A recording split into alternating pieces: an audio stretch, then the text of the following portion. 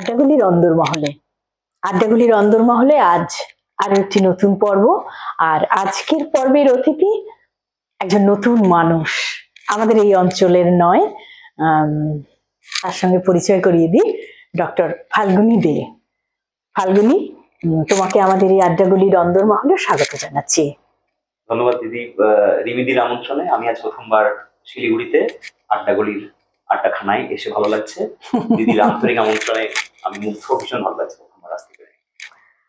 ফাল্গুনী, হ্যাঁ, ফাল্গুনী অনেক ছোট, আমাদের পরবর্তী প্রজন্মের কবি। ওর কিন্তু মানে জীবনটা অদ্ভুত, মানে ওর কাজের পদ্ধতিগুলো এবং বিষয়গুলো ভীষণ ইন্টারেস্টিং। ও হচ্ছে ভূগোল পড়ায়, কলেজে অধ্যাপনা করে, কবিতা লেখে, আর অনেক কিছু লেখে। ও গদ্য, প্রবন্ধ, অনুবাদও বোধহয় করো, আর পাহাড়ে চড়ে। অন্যান্য বিষয়গুলো হয়তো শুনবো, আবার হয়তো নাও শুনতে পারি সময়ের জন্য, কিন্তু যে জায়গাটা শুনবো সেটা হচ্ছে ওর পাহাড় ভ্রমণ, পাহাড় কাহিনী। কিছুদিন আগেই ও এই ট্রেকিং এর জন্য ও তেহরানে আটকে পড়েছিল, যুদ্ধ চলছিল তখন, তাই তো? আমি খুব উদ্বিগ্ন ছিলাম, এদিক ওদিক খবর নিচ্ছিলাম, ফাল্গুনী কেমন আছে, ফাল্গুনির খবর কিভাবে আসছে, স্টেটসম্যানের জালালদার কাছে বারবার ফোন করে খবর নিচ্ছিলাম, বিরক্ত করছিলাম রীতিমতো। তারপরে একদিন শুনলাম যে না, কথা হচ্ছে, এই হচ্ছে, ও ফিরে এসেছে। সেই ফাল্গুনীকে আজ আমাদের আড্ডাগুলির অন্দরমহলে পেয়েছি। ফাল্গুনীর এই পাহাড়ে চড়া এবং কত রকম প্রতিবন্ধকতা পার করে যেতে হয়েছে, হ্যাঁ, এই জার্নিটা শুনবো। কি করে আগ্রহ শুরু হলো আর সেই জার্নিটা একটু বলো ফাল্গুনী আমাদের দর্শকদের জন্য। মূলত আমি এমএ পাস করার পর আমি দেখলাম যে কি করব, একটা চাকরি করতে হবে, বাবার কাছ থেকে আর কত টাকা নেওয়া যায়, নির্ভর করা যায়। তো আমি একটা ইংলিশ মিডিয়াম স্কুলে, দক্ষিণ 24 পরগনা জেলার আমতলা যেটা জায়গা আছে, মানে কেই কার্মেল বলে একটা ইংলিশ মিডিয়াম স্কুলে জয়েন করি। আচ্ছা, একবারে ফ্রেশ মাস্টার ডিগ্রি পাস করার পরে। আচ্ছা। তো তখন ওখানে English medium school, Christian convent school, তো ওরা ডিসেম্বরটা ভালো ছুটি থাকে, 25 ডিসেম্বর থেকে জানুয়ারি 4 তারিখ অনেকটা ছুটি। তো ওই সময় ওরা স্কুলের বাচ্চাদেরকে ওই উইন্টার ক্যাম্পে পাঠায়। আচ্ছা। তো সেখানে আমি যাওয়ার আগে থেকেই মানে ওরা আয়োজন করতো আর কি। তো বাচ্চাদেরকে নিয়ে যাওয়ার জন্য লোক পাওয়া যেত না, কারণ বেশিরভাগই ক্রিশ্চিয়ান টিচার্স, ম্যারিড টিচার্স, তারা ওই সময়টা যেহেতু বাড়িকে সময় দেয়, ফ্যামিলির জন্য সময়টা বেশি দেয়, তো ওরা বাইরে সময় দিতে পারে না। তো তখন ফাদার যিনি ছিলেন তিনি আমাকে বললেন যে ফাল্গুনী, তুমি ইয়াং ভাইব্রেন্ট ব্যাচেলর ছেলে, জিওগ্রাফি টিচার, তার উপরে আবার তুমি এবারে বিষয়টাকে অ্যাড্রেস করো, তুমি ছেলে মেয়েদেরকে নিয়ে যাও। তো আমি দেখলাম যে তো চলো ঠিক আছে, আমি ব্যাচেলর ছেলে, আমার পক্ষে আর কি আছে। তো আমি চলে গেলাম ওদের সঙ্গে। তো মানে তুমি আমি নিয়ে গেলাম বাচ্চাদেরকে, মানে অ্যাজ এ গাইড আমি নিয়ে গেলাম বাচ্চাদেরকে, রিপ্রেজেন্ট করলাম, স্কুলকে রিপ্রেজেন্ট করে নিয়ে গেলাম বাচ্চাদেরকে। তার আগে এরকম কোনো অভিজ্ঞতা ছিল না? তার আগে আমার অভিজ্ঞতা ছিল না, কারণ আমি তখন পড়াশোনা সবে মাস্টার ডিগ্রি পাস করেছি। ফলে এই এক্সপোজারটা আমার তখনও হয়নি। আমার যাবতীয় কিছু, আমার সম্পূর্ণটা আমার মানে আমার কোনো পেডিগ্রি নেই, মানে সম্পূর্ণটাই আমার নিজের আগ্রহ থেকে আমি তৈরি করেছি। তো এইভাবে কি হয়েছে যে তারপর আমি ওদের সঙ্গে গেলাম। তো আমার বিষয়টাতে এত আগ্রহ পেলাম, আমি বিষয়টা দেখতে গিয়ে, মানে বাচ্চারা করছে দেখে আমার এত আগ্রহ লাগলো না, আমিও করবো আর কি। মানে আমিও সিং ভেঙে বাছুরের দলে ঢুকে গেলাম, দিয়ে বললাম যে আমিও অবজারভার হিসেবে এসেছি, কিন্তু আমি পার্টিসিপেট করতে চাই। তো আমার আগ্রহ দেখে এবং আমার তোমার বয়সটা আরো কমে গেল, ওদের সঙ্গে আমার বয়সটা আমার আরো কমে গেল। তো দিয়ে তখন ক্লাবের যারা সেক্রেটারি, যাদের সঙ্গে আমরা গেছিলাম, তারা বললো যে আপনার পারফরমেন্স যথেষ্ট ভালো, তো আপনি এটাকে আরো প্যাশনেটলি নিচ্ছেন না কেন, আমাদের সঙ্গে জয়েন করুন আপনি। তো আমি বললাম যে আমি কি পারবো? বললো যে হ্যাঁ নিশ্চয়ই পারবেন, আপনি দুর্দান্ত করছেন, ভালো লাগছে, আমাদেরও ভালো লাগছে দেখে, তো আসুন আপনি। তো তখন আমি ওই স্কুলের সঙ্গে তো বাচ্চাদেরকে নিয়ে যেতাম, কিন্তু আলাদা করে ক্লাবের সঙ্গে সম্পর্কটা আমার ভালো হয়ে গেল। তো তাদের সঙ্গে আমি নিয়মিত তারপর চলতে লাগলাম আর কি, করতে লাগলাম, এবং প্রায় আপনার 16, 17, 18 সাল পর্যন্ত আমি লাদাখ হিমালয়ে, হিমাচল হিমালয়ে, তারপর আপনার উত্তরাখণ্ডের হিমালয়ে, এমনকি আমাদের ইস্টার্ন সিকিম হিমালয়ে আমি এক্সটেন্সিভলি ট্রেক এবং মাউন্টেনিং করেছি ওই অঞ্চলে। আচ্ছা, মানে এটা ওই ক্লাবের ব্যানারে। আচ্ছা, আবার স্কুলে ওই বাচ্চাদেরকেও নিয়ে গেছি ডিসেম্বর মাসে। ওটা একবারে বাঁধা হয়ে গেছিল আর কি। আচ্ছা, এক্সপিডিশন বছরে একটা এপ্রিল মে মাসে, তখন গরমের ছুটিতে, আর এই ডিসেম্বরের ছুটিতে বাচ্চাদেরকে নিয়ে ক্যাম্পে। আচ্ছা, এইটা রেগুলার চলতে লাগলো প্রায় আপনার 8 সাল 9 সাল থেকে টানা 16-17 সাল পর্যন্ত। আচ্ছা, মানে বেশ অনেকটা সময়। আচ্ছা, সেই সময় যে যেতে তোমরা যে এরিয়ায় যাবে সেখানকার তো ক্লাইমেটটাও একটা দেখার ব্যাপার ছিল, এবং আমাকে পেয়ে ওদের একটা অ্যাডেড অ্যাডভান্টেজ হলো কি, ওখানে না বাচ্চাদেরকে এই ধরনের পাহাড়ের সম্পর্কে এক্সপোজার দেওয়া হয়, তাহলে আমি যে জিওগ্রাফি টিচার, আমার যে জিওগ্রাফির এক্সপার্টিজ এবং নলেজটা সেখানে ইউজ করে নিত, যে আপনি একটা ক্লাস নিন, টার্মিনোলজি গুলো তো পাহাড়ে খুব লাগে, ওইটা আমার একটা অ্যাডেড অ্যাডভান্টেজ হয়ে গেল। ওরা আমাকে পেয়ে আরো হ্যাপি হয়ে গেল যে এ তো আমাদের হয়ে পাহাড়ে যাচ্ছেই, এট দ্য সেম টাইম আমাদের হয়ে টিচারের ব্যাপারটাও করে দিচ্ছে, যে চলো ঠিক আছে, এরা পাহাড়ের গল্প শুনিয়ে দিল, বলে দিল, বাচ্চারা ইন্টারেস্টেড হলো। এইভাবে চলতে লাগলো, এবং তারপর আমি ওই স্কুলের চাকরি ছেড়ে আমি নেট কোয়ালিফাই করলাম, আমি অল ইন্ডিয়া 74 র্যাঙ্ক করে জেআরএফ পেলাম, পিএইচডি করলাম কলকাতা বিশ্ববিদ্যালয় থেকে, সমস্ত কিছু করে তারপর। আচ্ছা, তুমি মানে কোন জায়গাটা তুমি ছিল তোমার পিএইচডি তে? পিএইচডি হচ্ছে কি আপনার অল ওয়েস্ট বেঙ্গলে model village development, community development programme, model village development. আচ্ছা, তো আমার all West Bengal study area ছিল। আমার নর্থে জলপাইগুড়ি, আলিপুরদুয়ারের আমার তুরতুরি খন্ড গ্রাম পঞ্চায়েত আমার স্টাডি এরিয়া ছিল, অন্যতম স্টাডি এরিয়া। আমার মুর্শিদাবাদ ছিল, দক্ষিণ চব্বিশ পরগনা ছিল।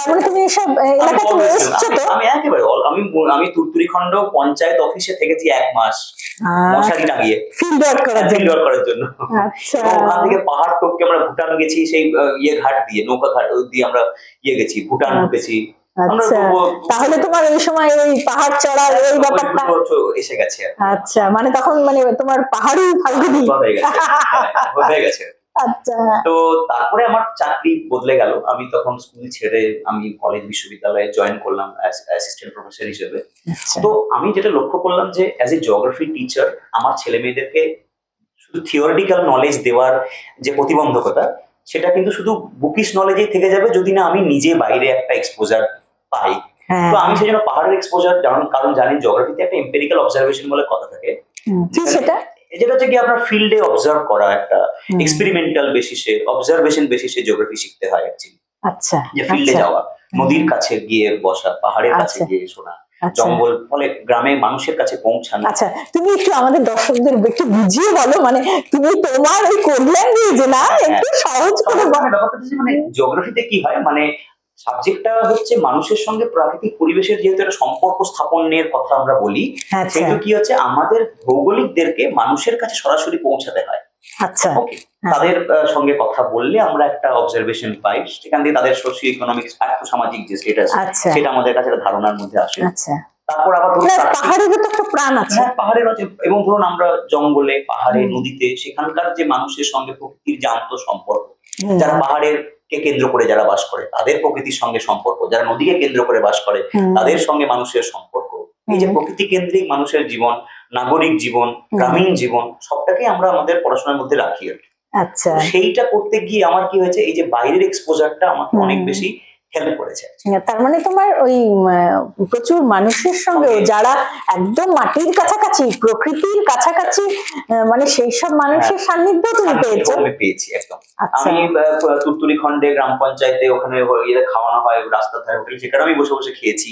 আবার মুর্শিদাবাদে গ্রাম পঞ্চায়েতের অফিসে ছিলাম, সেখানে দীর্ঘদিন একা থেকেছি, শুধুমাত্র একটা প্রদীপ জ্বালিয়ে, মোমবাতি জ্বালিয়ে।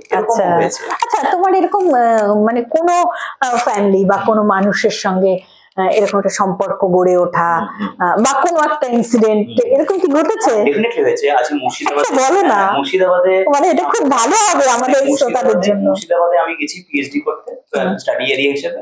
কোথায় সেটা ছিল? হচ্ছে আপনার খড়গ্রাম, মুর্শিদাবাদে খড়গ্রাম। ওখানে গিয়ে আমি কাজ করছি, তো দিয়ে ওখানে আমাকে পঞ্চায়েত অফিসে আমি গেছি, ওরা আমার চিঠি আছে, ইউনিভার্সিটি চিঠি আছে, বললো আচ্ছা ঠিক আছে আপনি এখানে থাকুন। থাকবেন কোথায়? এখানে তো থাকার জায়গা নেই আমাদের, তো আপনি আমাদের পঞ্চায়েত অফিসে থাকুন। ওই পঞ্চায়েত অফিসে আমি থাকলাম, পঞ্চায়েত অফিসের ভেতরে একা, সবাই চলে যাচ্ছে, আমি একা থাকছি। ওরা আমাকে সাইকেল দিয়েছিল, আমি ওই সাইকেলটা নিয়ে দুপুরে আবার খেতে যেতাম, আবার সারাদিন কাজ করতাম, আবার রাত্রেবেলা এসে ওখানে ঘুমাতাম। মানে একেবারে পুরো রহস্য। একদম। তো দিয়ে তারপরে কি হয়েছে, এখানে আমি তুরতুরি খন্ডে হাতি তাড়াতে গেছি রাত্রেবেলায়, সেখানকার ছেলেমেয়েরা বললো যে ভয় পাবেন না, হাতি এসেছে। আমি তো হাতি এসে শুনে ভয় পেয়ে গেছি। আমি জানলাতে তাকিয়ে দেখছি মানে পুরো জানলাটা আমার ঢাকা পড়ে গেছে হাতির চেহারাতে। হ্যাঁ, সবাই ক্যানিস্ত্রা পেটাচ্ছে, ওই যে টিন বাজিয়ে, বোম ফাটিয়ে। আমিও তাদের সঙ্গে সঙ্গে গেছি রাত্রেবেলায় হাতি তাড়াতে। পার করতে গেছি। ভাবো ব্যাপারটা কিরকম, মানে ভূগোল পড়তে গিয়ে তুমি হাতি তাড়াচ্ছ? হ্যাঁ, হাতি তাড়াতে গেছি। এমনও করেছি। আবার ধরুন মুর্শিদাবাদে গেছি, ওখানে গিয়ে দেখছি যে আমরা গেছি নিয়ে সার্ভে করছি, গ্রামের লোকেরা বলছে যে এই এর মতো দেখতে, এর মতো দেখতে। ওই ছেলেটিকে বলছে যে এই ওর নাম হচ্ছে মিঠু, আমার বন্ধু, মিঠুকে বলছে মিঠু তোর মতো দেখতে একটা ছেলে এসেছে, তোর ভাই এসেছে। হ্যাঁ, পরে আমি বলছি কে মিঠু, মিঠুও বলছে কে ফাল্গুনি। এবার মিঠু হচ্ছে অন্য একটা গ্রাম পঞ্চায়েতের সচিবের কাজ করে। তো ও একদিন যখন দেখা করতে এলো, আমরা দেখলাম যে ও অ্যাকচুয়ালি আমার হামশকল একবারে। দিয়ে আবার সেই মিঠুর সঙ্গে আলাপ যখন হলো, ওর ভালো নাম হচ্ছে সুমিত, তো ওই মিঠুর সঙ্গে যখন আমার আলাপ হলো, তখন দেখা গেল সে আমরা তারপর ও আমার বিয়েতে, আমি ওর বিয়েতে এলাম, ও আমার বাড়ি গেল। হ্যাঁ, এবং একেবারে আত্মীয়তার সম্পর্ক হয়ে গেল, মানে পারিবারিক সম্পর্ক হয়ে গেল। পিএইচডি করতে এসে একটা বন্ধু প্রাপ্তি এইরকম আমার জীবনে তো ওটা প্রথম। তো বিভিন্ন জায়গায় বিভিন্ন রকমের গল্প অভিজ্ঞতা হয়েছে, তাহলে এটা তোমাকে ভূগোল দিয়েছে। একদম তাই। আচ্ছা, এবার আমরা আবার পাহাড়ে ফিরে যাই। তো এবার তারপরে আমি দেখলাম যে আমাকে এই এক্সপোজারটা ছেলে মেয়েদের কাছে একটা গল্পের খোরাক যদি দিতে না পারা যায়, আজকালকার যেভাবে পরিবর্তিত শিক্ষা ব্যবস্থা আসছে, ছেলেমেয়েরা কিন্তু থিওরিটিক্যাল এবং বুকিশ নলেজ থেকে আর জ্ঞান অর্জন করতে চাইবে না। ওদেরকে একটা বাইরের এক্সপোজার দিতে হবে, যেটা দেখে শুনে ওদের মনে হবে যে হ্যাঁ একটা নতুন কিছু দেখছি, নতুন কিছু শিখছি। একেবারে নতুন কিছু দিতে না পারলে ছেলেমেয়েরা নেবে না, মানে নতুন ভাবে নতুন কিছু বলবার ভঙ্গি যদি না আনা যায়। তো আমি দেখলাম যে পাহাড়টা আমাকে এতটা কিছু দিয়েছে। এটা এবার আমি যেহেতু আমি অলরেডি ধরুন অ্যাজ এ রিসার্চার, আমি এর আগে লোমোনোসভ মস্কো স্টেট ইউনিভার্সিটি রাশিয়াতে আমন্ত্রিত বক্তা হিসেবে গেছি। হ্যাঁ, বিশাল ব্যাপার তোমার। হ্যাঁ, ওখানে আমি প্রবন্ধ মানে ওই পড়তে গেছিলাম আর কি, পেপার, রিসার্চ পেপার পড়তে গেছিলাম। তারপর চাইনিজ, মানে সেটা কি তুমি চাকরি পাওয়ার পরে? না, আমি যখন গবেষণা করছি, আমি ইন্টারন্যাশনাল ট্রাভেল গ্রান্ট পেয়েছি অনেকগুলো। আচ্ছা, ওরা আমাকে কোথায় কোথায় গেছো ট্রাভেল গ্রান্ট নিয়ে? আমি রাশিয়া গেছি, আপনার রাশিয়া 2 বার গেছি। আমি লোমোনোসভ মস্কো স্টেট ইউনিভার্সিটি গেছি মস্কোতে, ওখানে গবেষণাপত্র পড়ার জন্য। তারপর চাইনিজ একাডেমি অফ সায়েন্সের আমন্ত্রণ নিয়ে আমি বেজিং গেছি 2016 সালে।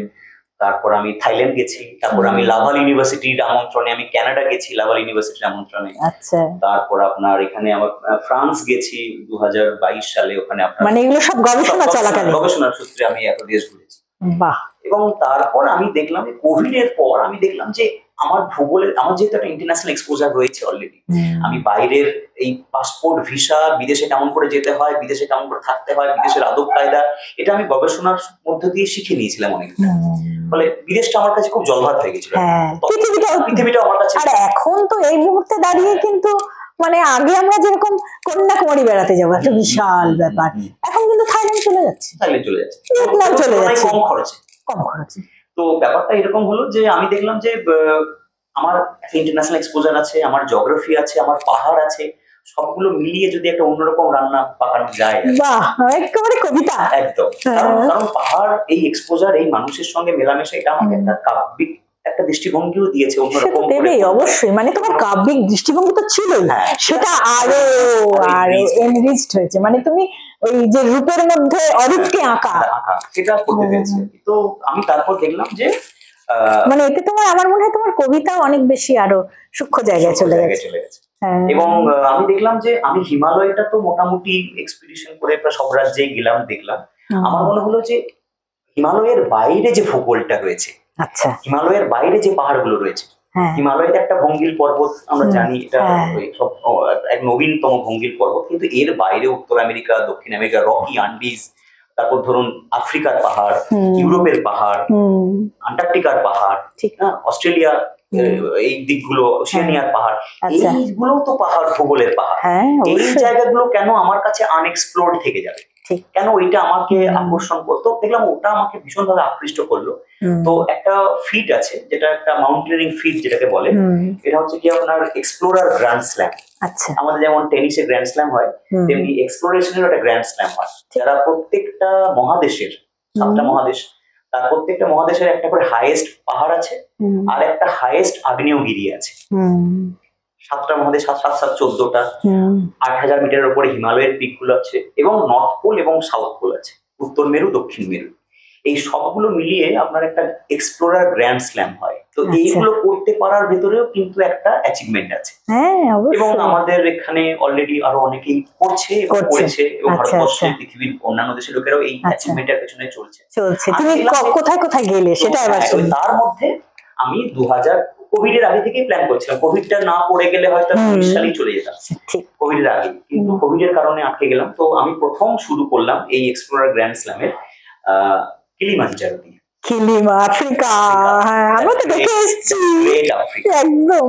তো বলা হয় মানে আফ্রিকা, আমাকে যদি বলার প্রশ্ন করা হয় যে আপনি দ্বিতীয়বার কোথায় আরেকবার যেতে চাইবেন, আমি বলবো আফ্রিকায়। আফ্রিকা তো আমি অনেকগুলো প্রভিন্স গেছি, অনেকগুলো। তো আমি তখন ওই বিভূতিভূষণের সেই চাঁদের পাহাড় পড়েছি আমরা, সেই মোম্বাসা বন্দর, হ্যাঁ সেই রেলপথ, সেই উগান্ডা, তো এগুলো পরে আমরা ফ্যান্টাসাইজ করেছি ছোটবেলা থেকে কেমন সেই চাঁদের পাহাড়, কেমন সেই কিলিমাঞ্জারো।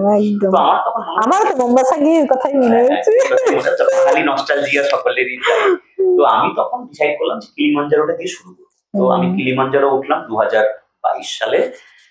আমাকে মায়া স্পোর্টস একাডেমির কর্ণধার যিনি আছেন, লন্ডনে থাকেন, ওনার নাম হচ্ছে হিরেন সিংহ রায়, বাঙালি উদ্যোগপতি, ব্যাংকে চাকরি করেন উনি। পৃথিবীর 38-40টা দেশ ঘুরে ঘুরে ব্যাংকে চাকরি করেছেন। উনি আমাকে স্পন্সরশিপ করলেন, প্রথম স্পন্সর দিলেন যে তুমি, আমার খুব কিলিমাঞ্জারোকে আমি নিচ থেকে দেখেছি, আমার হাঁটুর জন্য আমি উঠতে পারিনি, তো তুমি আমার স্বপ্ন পূরণ করো যে তুমি কিলিমাঞ্জারো উঠবে আমার হয়ে।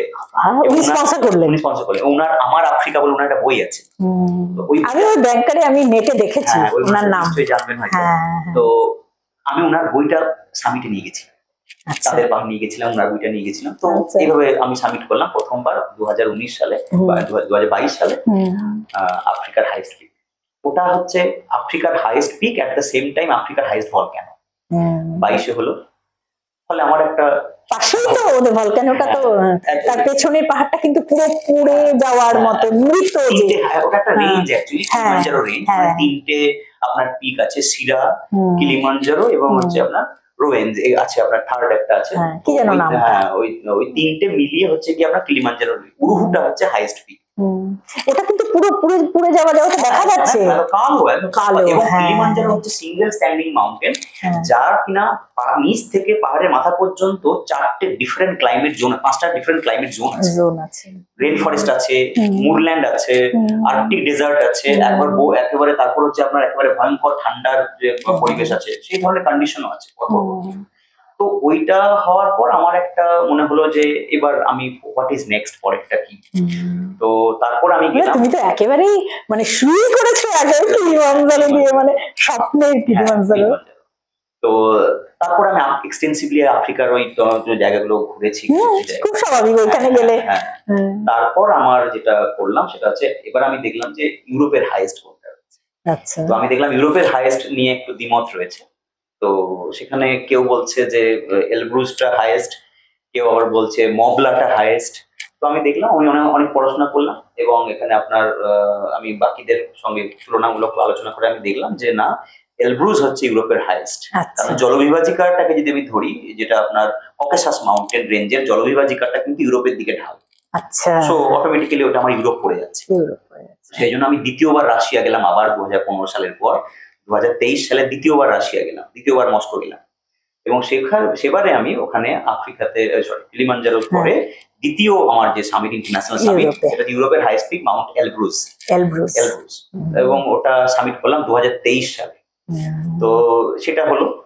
তারপরে সেটা করে কি করতে হয়, মানে তুমি তো উঠলে বা এবার সামিট করাটা মানে কি, মানে হাইয়েস্ট পয়েন্টটাতে পৌঁছানো। আচ্ছা, সেখানে তো কিছু আমি ফ্ল্যাগ, ইন্ডিয়ান ন্যাশনাল ফ্ল্যাগ, তারপর আমার স্পন্সরদের ব্যানার, আমি যে স্কুলে পড়েছি, যে কলেজে পড়েছি, যে সবার লোগো আমি নিয়ে গেছিলাম।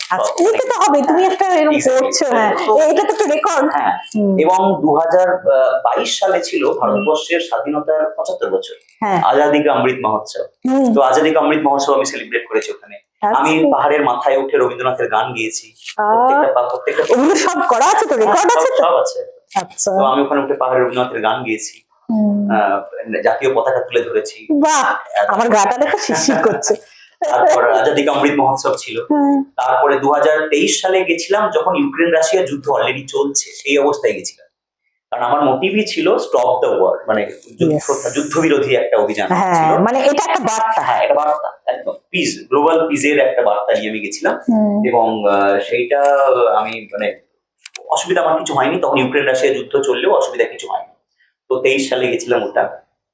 24 সালে আমি করলাম হচ্ছে আবার অন্যান্য, ওটা যে করছি তার মানে এই নয় যে আমার এইদিকে আমার চলছে না, আশেপাশে কত রকম আছে। আমি আবার কোচেলা করলাম, যেটা হাইস্ট পিক, যেটা আপনার কাঞ্চনজঙ্ঘার যেটা ইয়ে রয়েছে আপনার পান্ডিমের একদম বেস ইয়েতে উপজেলা ভিউ 1। তারপর আমি আবার এদিকে আপনার হিমাচলে আবার গেলাম, এদিকে করছি আমি। লাস্ট যেটা হলো তারপরে কোথাও যাওনি? 24 এভারেস্ট বেস ক্যাম্প করলাম, 24 সালে এভারেস্ট বেস ক্যাম্প করলাম। 25 সালে আমি ডিসাইড করলাম যে এবার তাহলে দূরের গুলো তো অনেক খরচা সাপেক্ষ, মানে আমার অত টাকা নিজের ব্যক্তিগত টাকাই করা, এগুলো কেউ ধরুন ফান্ডিং খুব একটা দেয় না, কেউ দিল 2-4 টাকা, যেমন উনি দিলেন স্বেচ্ছায়, ওনার একটা আকর্ষণ কাজ করেছে বলে উনি দিলেন। এইবারে 24 সালে যেটা আমি করলাম, এটা হচ্ছে এশিয়ার হাইয়েস্ট ভলক্যানো। কারণ এরপর ধরুন দূরের গুলো আন্ডিজ, মানে আমাকে যেতে হবে আন্ডিজ, মানে আমাকে যেতে হবে আর্জেন্টিনা যেতে হবে, আবার রকিতে মানে আমাকে যেতে হবে আলাস্কা যেতে হবে, এদিকে অস্ট্রেলিয়া যেতে হবে, আন্টার্কটিকা যেতে হবে। এইগুলো অনেক খরচ সাপেক্ষ, 30 লাখ মানে 10 লাখ 20 লাখ টাকা করে খরচা, কোথাও 8-10 লাখ টাকা খরচা, কেউ দিল।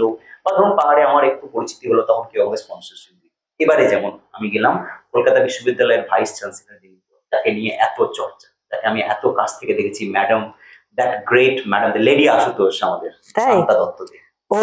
আমার এই এক্সপিডিশনটা টোটালি স্পন্সর করেছিলেন শান্তা দত্ত দে, পার্সোনালি, না ভাইস চ্যান্সেলর গ্রান্ট থেকে, ইউনিভার্সিটি ভাইস চ্যান্সেলর গ্রান্ট থেকে উনি আমাকে দিয়েছেন। আচ্ছা, so I am very much honoured and pleased, এবং ওনার সান্নিধ্যে আসতে পেরে আমার এত, মানে আমি নিজেকে, মানে যাকে নিয়ে এখন খুব ভালো কথা চলছে, মানে সত্যি তুমি তাকে গ্রেট বলছো। তাকে definitely, she is one of the greatest vice chancellor I have seen in my career. কি সাহসী না উনি, আর কতটা সততা থাকলে মানুষ এরকম করে একেবারে মানে মেরুদণ্ড সোজা রেখে বলতে পারে। ঠিক, তো ওনার সান্নিধ্য পেয়েছি আমি, তো উনি আমার এক্সপিডিশনটা স্পন্সর করেছিলেন এবার। কিন্তু দুর্ভাগ্য আমার যে আমি যখন ওখানে গেলাম, তখন আমি ওই ইরানে গিয়ে আমি 3টে জিনিস ফেস করেছি। প্রথমে ফেস করেছি পাহাড়ের চ্যালেঞ্জ, যেটাকে বলা হচ্ছে ব্লিজার্ড। পাহাড়ে ব্লিজার্ড একটা ভয়ঙ্কর জিনিস, তুষারপাত, ভয়ঙ্কর তুষারপাত। সেটার কবলে আমরা বসে আছি যে ডিস্টেন্সে, এই ডিস্টেন্সে লোক দেখা যাচ্ছে না, এত ভয়ঙ্কর তুষার ঝড় হয়ে গেছে, এত হাওয়ার জোর, এত তার মধ্যে বরফের কুচি, গোটা মুখ আমার একবারে ঢেকে, চোখ মুখ, আমার দাড়ি পুরো সাদা হয়ে গেছে বরফে, আমার এগুলো সব জমে গেছে বরফে, পুরো ভিজে গেছি একেবারে। এই তুষার ঝড়ে তো আমার গাইড বললো যে এর বেশি যাওয়াটা is a light threat, so please come down. জীবন থাকবে, পাহাড় থাকবে, জীবন থাকলে পাহাড় আজন্ম আছে ওখানে দাঁড়িয়ে, হ্যাঁ, পাহাড় চলে যাবে না, কিন্তু জীবন খুব একটা গুরুত্বপূর্ণ জিনিস। তো জীবন থাকলে তুমি আবার আসতে পারবে, so don't be deserted, calm down. আচ্ছা, তো আমি নেমে এলাম, দেখলাম যে না, তুমি প্রকৃতির সঙ্গে লড়াই করে টিকে থাকবে। মানে তুমি কোন জায়গাটা তুমি এটা টার্গেট করেছিলে? 5600 হাইট, আমি 5000। নামটা বলো। এটা হচ্ছে আপনার এশিয়ার হাইয়েস্ট ভলক্যানো, নাম হচ্ছে দামাবান্ধ। দামাবান্ধ হচ্ছে এশিয়ার হাইয়েস্ট ভলক্যানো, একেবারে ক্যাসপিয়ান সাগরের পাড়ে, মানে পাহাড়ের সামিটে যদি উঠে যদি দেখি যে ক্লিয়ার ওয়েদার আছে, আমি ক্যাসপিয়ান সি দেখতে পাবো। আচ্ছা, এলব্রুসটা যেমন ব্ল্যাক সির পারে, ভয়ঙ্কর হাওয়া ছিল, এখানেও তাই ভয়ঙ্কর হাওয়া। এইগুলো হচ্ছে চ্যালেঞ্জ। আর প্লাস যেটা হচ্ছে যে এই এলব্রুস পরে, সরি, এটা যে দামাবান্ধ, যেটা দামাবান্ধটা হচ্ছে কি, দামাবান্ধ, আচ্ছা, দামাবান্ধ। তো এটা আপনার সেমি অ্যাক্টিভ ভলক্যানো, কারণ মাথায় এখনো সালফিউরিক গ্যাস বেরোয়, ফলে তলায় অ্যাক্টিভ আছে এই আগ্নেয়গিরিটা। আগ্নেয়গিরিটার নাম কি? দামাবান্ধ। আচ্ছা, এটার নামই হচ্ছে দামাবান্ধ। আচ্ছা, তো এইটা হচ্ছে আপনার এশিয়ার মধ্যে হাইয়েস্ট ভলক্যানো। এশিয়ার হাইয়েস্ট পিক হচ্ছে এভারেস্ট, হ্যাঁ, কিন্তু ভলক্যানোর মধ্যে হাইয়েস্ট হচ্ছে এইটা, যা ইরানে রয়েছে। আমাকে সবাই প্রশ্ন করছে যে তুমি কি কোথায় গেছিলে এক্সপ্লোর করতে? আমি গেছিলাম ইরান। ইরানে আমাকে তেহরান থেকে 80 কিলোমিটার দূর, বলে আমাকে তেহরান নামতে হয়েছে। তো সবাই আমাকে জিজ্ঞেস করছে যে কেন এরকম একটা দেশে তুমি কেন গেছো, হিমালয়ের আমাদের পাহাড় কি নেই? তাদের সেই দর্শকদের জন্য আমি বলবো যে দেখুন, এভারেস্টে যিনি প্রথম উঠেছিলেন, সো কল্ড, মানে আমাদের তেনজিং নোরগে এডমন্ড হিলারির আগে ম্যালেরি বলে একজন ছিলেন ইংল্যান্ডের, যিনি মারা যান। তিনি পাহাড়ে উঠছিলেন এবং নামার সময় মারা যান, ওঠার সময় মারা বোঝা যায়নি। তো ফলে ওনাকে জিজ্ঞেস করা হয়েছিল যে আপনি কেন বারবার ইংল্যান্ডের লোক, আপনি কেন বারবার ওই কোথাও একটা প্রান্তে এভারেস্টে ছুটে যান? ওনাকে যখন প্রশ্ন করা হয়েছিল, উনি বলেছিলেন যে because it is there. Yes, because it is there, কারণ ওটা ওখানেই আছে বলে আমাকে যেতে হবে। আজকে যদি এই দামাবান্ধ পাহাড়টা ইরানে না থাকতো, এটা যদি ইসরায়েলেও থাকতো, এটা যদি আপনার আফ্রিকার মাঝখানে হাওয়াই আইল্যান্ডের মাঝখানেও থাকতো, প্রশান্ত মহাসাগরের মাঝখানে, আমাকে প্রশান্ত সাগর মহাসাগরের মাঝখানেই যেতে হতো, কারণ এটা একটা part of the exploration feat, ওখানে যেতে হতো। ফলে এখানে কোনো ধর্মের ব্যাপার নেই, এখানে কোনো মানে দলাদলি নেই, রিলিজিয়াস পার্সপেক্টিভ নেই। এটা একটা সিম্পল একটা পাহাড়ের অভিযানের একটা অ্যাডভেঞ্চার। এখানে কোনো ধর্মীয়, কেন আমি মুসলিম দেশে গেছি এইসব কথাবার্তা আমি আমল দিতে চাই না, কারণ এগুলো যারা জানে না তারা না জেনে বলে। সংকীর্ণ একটা মানসিকতা। যারা জানে, কেন হিমালয়ে কি পিক ছিল না, এরকম কথা আমাকে বহু লোকে বলেছে। কারণ আমি যখন এখানে আটকে পড়ি তখন ভারতবর্ষের হেন কোনো খবরের চ্যানেল, হেন কোনো রাজ্যে প্রতিটা মানুষ আমার জন্য প্রার্থনা করেছে যে আমি যেন ফিরে আসি। তো ওই যে আমি নেমে এলাম, তারপর আমি যেন পাহাড়টা আমার হলো না। আচ্ছা, এবার যুদ্ধের জায়গাটা বলো। এবার কি হলো, এবার আমার তারপরে অ্যাপয়েন্টমেন্ট ফিক্স করা ছিল ভারতবর্ষের রাষ্ট্রদূতের সঙ্গে, ইন্ডিয়ান অ্যাম্বাসেডর যিনি আছেন। এই খবর পেয়েছি, এটাও আপনি নিশ্চয়ই জানেন। তো রুদ্র গৌরব শ্রেষ্ঠ যিনি আছেন, তার সঙ্গে আমার অ্যাপয়েন্টমেন্ট ছিল। তো he is one of the greatest human, আরেকজন বিখ্যাত মানুষ। উনি প্রধানমন্ত্রীর পিএমও সেক্রেটারি ছিলেন, কাজ করেছেন। তো উনি আমাকে দেখে অবাক। উনি বলছেন যে এরকম একজন বাঙালি ভারতীয় এরকম একটা প্রত্যন্ত জায়গাতে পাহাড় চড়তে চলে আসছে আমার কাছে, তো আনফোরসিন, আমি কোনোদিন দেখিনি এরকম কাউকে। সত্যি তাই। তো সেটা তো হলো না। তারপর ওনার সঙ্গে দেখা করে তারপরের দিন আমার যেদিন ফেরার ফ্লাইট, আগের দিন রাত্রে আমি ব্যাগ গুছিয়ে হোটেলের সমস্ত পেমেন্ট ক্লিয়ার করে সকালবেলায় বেরোবো আর কি। আমার দুপুরে বিকেলে আমার ফ্লাইট। রাত্রিবেলায় ঘুম থেকে উঠে শুনছি চারিদিকে আওয়াজ, যুদ্ধ পরিস্থিতি, সবাই থমথমে পরিবেশ, আকাশে কালো ধোঁয়ায় ভরে গেছে, যুদ্ধ বিমান যাচ্ছে। তারপরে আপনার রাত্রিবেলায় আমি দেখছি যে পুরো ড্রোনে শুট করা হচ্ছে, ড্রোন থেকে পুরো গুলি চালানো হচ্ছে। আমি ছতলায় ছিলাম, আমি তো ভয়ে নিচে নেমে এসেছি বেসমেন্টে। ইন্টারনেট অফ হয়ে যাচ্ছে, বাড়ির সঙ্গে যোগাযোগ করতে পারছি না, বাড়ির লোক ভাবছে বোধহয় মরেই গেল বোধ হয়। আলটিমেটলি আমি এই একটা সিচুয়েশনে পড়ে গেলাম। এবারে এমবাসির সঙ্গে যোগাযোগ করছি। একদম এক্সাক্ট ডেটটা বলো। এটা হচ্ছে কি আপনার 13 তারিখে আমি ফেরার কথা, 14 তারিখে আমার ফ্লাইট ফেরার কথা, 14 তারিখ ভোরবেলা। 14 জুন 2025 ভোরবেলা শুরু হয়ে গেছে ইরান ইসরায়েলের যুদ্ধ। টিভি চ্যানেলে খবরে ছয়লাভ যে এরকম হয়ে গেছে, ভারতবর্ষের মিডিয়াতে তো আরো ছয়লাভ। হ্যাঁ, দিয়ে সবাই জানে যে ফাল্গুনি দে ওখানে গেছে। আর আমার বাড়িতে, আমার বাড়ির ফ্যামিলিকে সবাইকে একবারে নিউজ চ্যানেলে এসে একবারে ব্যতিব্যস্ত করে তুলছে যে আপনারা বলুন কি অবস্থায় আছে। কারণ আমার সঙ্গে একমাত্র বাড়ির লোকজন যোগাযোগ, কিছু সীমিত লোকজনের সঙ্গে যোগাযোগ রাখছিলাম আমি। তো এবিপি আনন্দ, আরো যারা যারা আছে, টাইমস অফ ইন্ডিয়াতে রোহিত খান্না বলে একটি বন্ধু আছে আমার, যে এক্সটেন্সিভলি কভার করেছে। এবিপি আনন্দতে সাকিব মল্লিক এক্সটেন্সিভলি কভার করেছে। জালালদা মানে এভরি ডে আমার কাছ থেকে খবর নিয়েছে। আমি ভয়েসে বলে দিয়েছি, উনি ওটাকে টেক্সটে ফরম্যাট করে রেগুলার ছাপিয়েছেন স্টেটমেন্ট বাংলাতে। মানে একেবারে যুদ্ধের একদম মাঝখানে দিয়ে। এবার যেটা হচ্ছে যে যাবো কোন দিকে, কারণ এয়ার স্পেস ক্লোজড, কোনো বিমান চলাচল হবে না, তাহলে যাবো কিসে? এবার অনির্দিষ্টকালের জন্য আটকে গেলাম।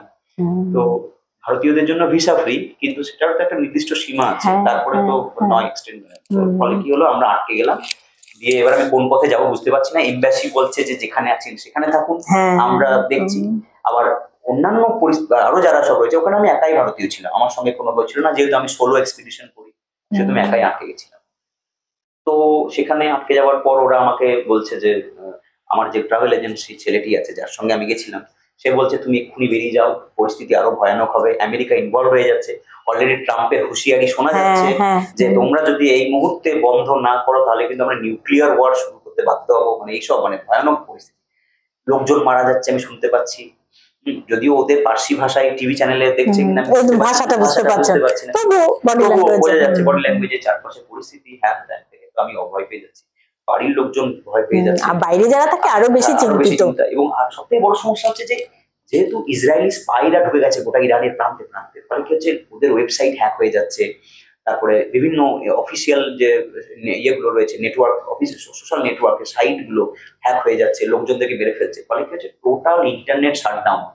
একবার যখন ফোন বন্ধ হয়ে যাচ্ছে, মানে কোনো ফোন আসা যাওয়া হচ্ছে না, হোয়াটসঅ্যাপ কল করা যাচ্ছে না, তখন বাড়ির লোকেরা ভাবছে বোধহয় গেল।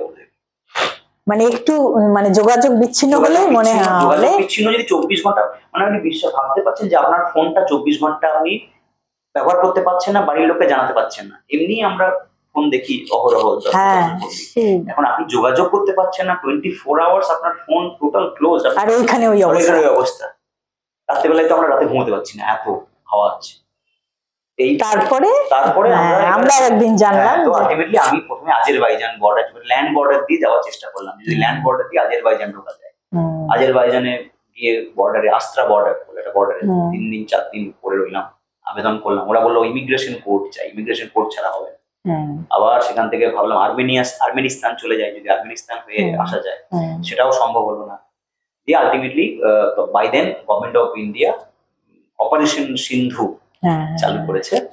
দিয়ে আমি আবার তখন পূর্ব ইরান থেকে একবারে পশ্চিম ইরান, মানে আমি চলে গেছিলাম পূর্ব ইরানে, হ্যাঁ পশ্চিম ইরানে যেটা হচ্ছে আস্ত্রা বর্ডার, সেইখান থেকে মানে ধরুন বম্বে থেকে আপনাকে শিলচর আসতে হবে গাড়িতে, এইরকম দূরত্ব আমি সেই গাড়িতে বসে বসে ট্রাভেল করে গেছি। আমার কাছে টাকা ফুরিয়ে গেছে, টাকা নেই, আমি ধরুন 13 তারিখে ফেরত আসবো বলে কথা, এখন যদি আমাকে আরো 10-15 দিন থাকতে হয় কোথায় টাকা পাবো? তাই তো, আবার টাকা পাঠানোর সম্ভব হচ্ছে না, ব্যাংকিং ক্লোজ, ইন্টারনেট ক্লোজ, সব ক্লোজ। মানে আমি তো এমন দিনও গেছে যে না খেয়ে থেকেছি, হোটেল নিয়ে আমি ওই বিভিন্ন ধরুন আপনার যে ইসলামিক ধর্মের যে প্রেয়ার হল থাকে, মস্কে থেকেছি, প্রেয়ার হলে থেকেছি, ফ্লোরে থেকে শুয়েছি, হোটেল নিতে পারিনি। মানে এক বিশাল অভিজ্ঞতা।